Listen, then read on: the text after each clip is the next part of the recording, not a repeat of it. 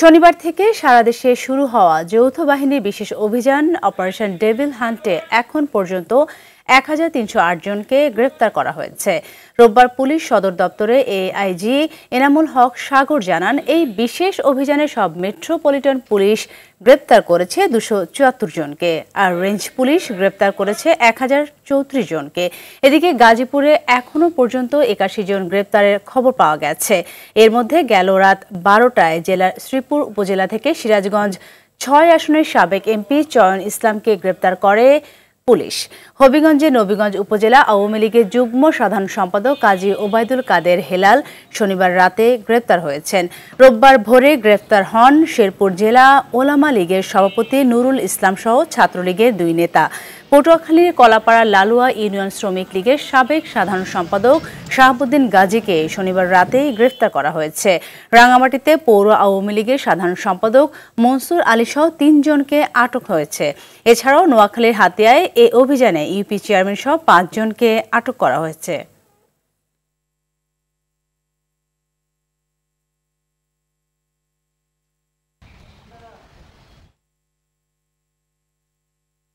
দর্শক, এ বিষয়ে আরো জানাতে গাজীপুরের কালিয়াকৈর থেকে সরাসরি যুক্ত হচ্ছেন সহকর্মী কামাল হোসেন বিপ্লব। বিপ্লব, গাজীপুরে এমপি চয়ন সহ ৮১ জনকে গ্রেফতারের খবর পাওয়া গেছে, তো এই বিষয়ে আর কি কি তথ্য আছে আপনার কাছে?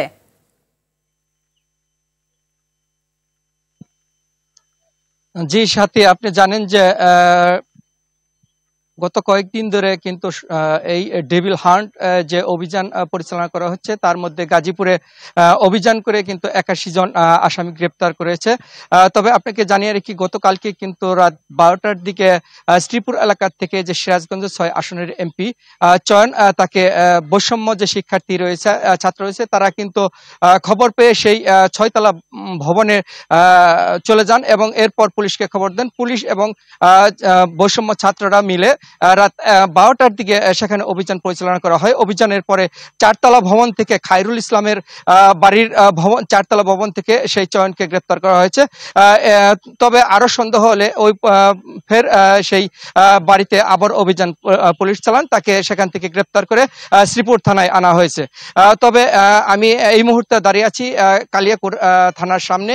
এই থানায় গত রাত্রে অভিযান চালিয়ে আওয়ামী লীগের ৩ নেতাকর্মীকে গ্রেপ্তার করেছেন বলে জানিয়েছেন ভারপ্রাপ্ত কর্মকর্তা। তবে পুলিশের অভিযান অব্যাহত রয়েছেন। এদিকে ডেভিল হান্ট যে অভিযান সেটা অব্যাহত রয়েছে। আমি দেখেছি গতকালকে রাতে কিন্তু গাজীপুরের বিভিন্ন শহরের বিভিন্ন আনাচে কানাচে যে ডেভিল হান্ট এবং পুলিশ ব্যাপক অভিযান পরিচালনা করেছে। তবে গত রাত্রে কতজন আসামি ধরা হয়েছে তা এখন পর্যন্ত নিশ্চিত করা যায়নি। আগামী সামনের যে ১২টায় সংবাদ রয়েছে সেখানে আমি সব কতজন আটক রয়েছে সে তথ্য আপনাদেরকে জানাবো। যে সাথে এই ছিল গাজীপুরের ডেভিল হান্ট অভিযানের সর্বশেষ খবর। ধন্যবাদ আপনাকে।